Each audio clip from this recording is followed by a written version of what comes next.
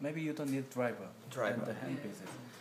And first step is often the side buttons, the right and left.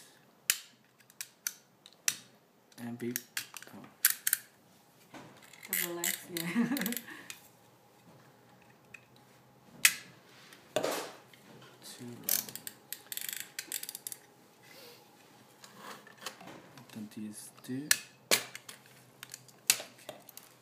And there, the windows get off. And pull down this main PCB. And turn. What are you doing? Yeah. Back there. Back there, there is some hole. Maybe the minus driver is the best one to twist it. Twist it. Yep. Okay. Twist it.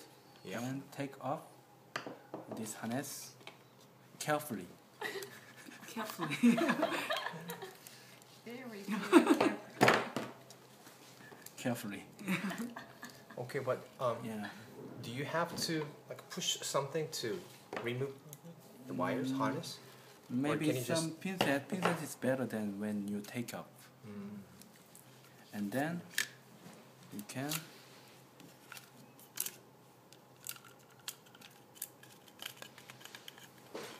take up the main PCB, Yep. PCB module, and head module.